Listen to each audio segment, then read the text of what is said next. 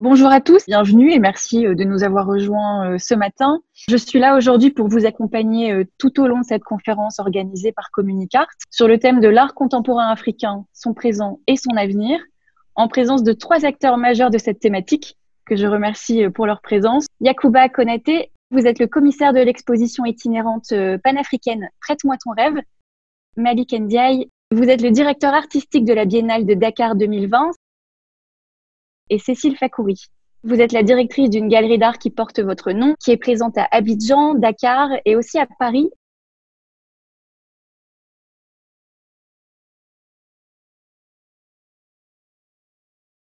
C'est seulement à partir des années 90 et notamment, vous l'avez dit tout à l'heure, la Biennale de Dakar et l'organisation de plusieurs autres manifestations à travers le monde que nous commençons à avoir une sorte de décentrement.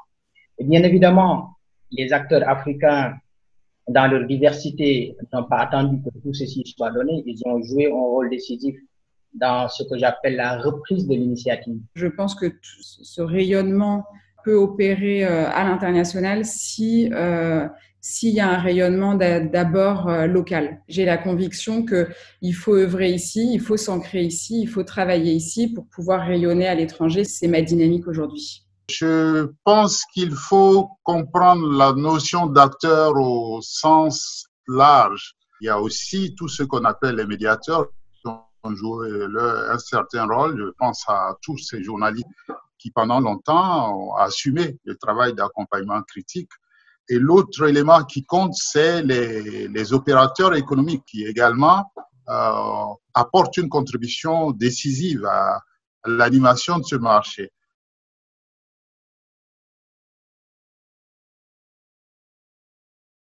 Pour que ce succès soit plein, il faut que les artistes du continent soient bien cotés dans le marché pour faire écho à cette visibilité dans les grandes institutions culturelles occidentales.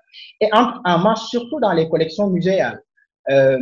Parce que pendant longtemps, les acteurs avaient souffert du manque d'infrastructures culturelles sur le continent et c'est justement ce qui avait déplacé le centre de gravité en dehors de l'Afrique. C'est un rôle décisif, je ne dirais pas qu'il est déterminant ou unique. Tout à l'heure, Malik évoquait le début des années 1990, qui pour moi vraiment ouvre ce qu'on peut appeler, j'allais dire la décennie, mais c'est des décennies de biennale. C'est vraiment pour moi, en termes d'analyse, le temps des biennales.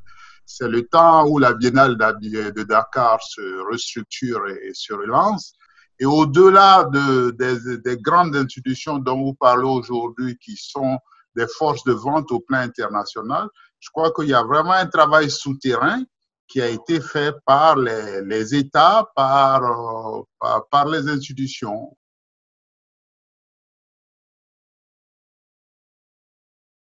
Je vois clairement une évolution hyper positive, mais progressive de cette scène. Moi, je vois ce développement comme un développement basé sur des fondations solides, sur un travail de fond et un travail qui nécessite du temps. On a envie de développer un marché local, on a envie de fortifier ce qui se passe ici. Et ce que je disais tout à l'heure, c'était sur un développement et une dynamique de fond. Et je pense que c'est comme ça que cette scène africaine sera forte et solide. Il faut que le marché émane du continent. Il ne peut pas avoir un marché structuré que depuis l'Europe et les États-Unis.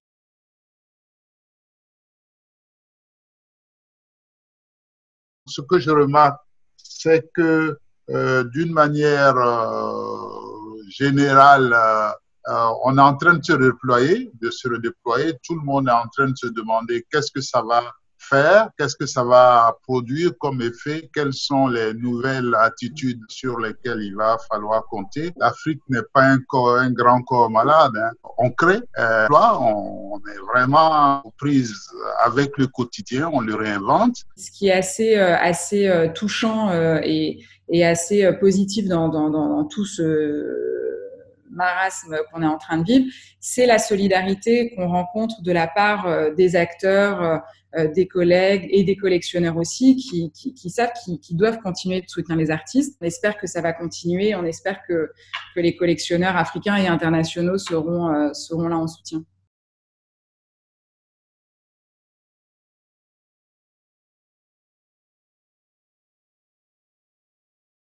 Maintenant, ce qu'il faut obtenir, c'est dans des rapports de proximité arriver progressivement à inviter ces groupes d'élèves aux expositions que nous organisons.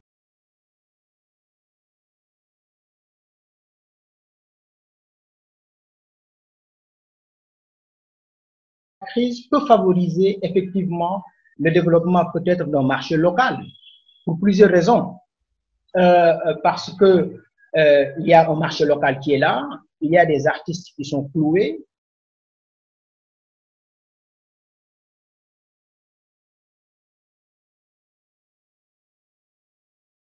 Le marché s'est multiplié par 4, par 6 là, les 4 dernières années.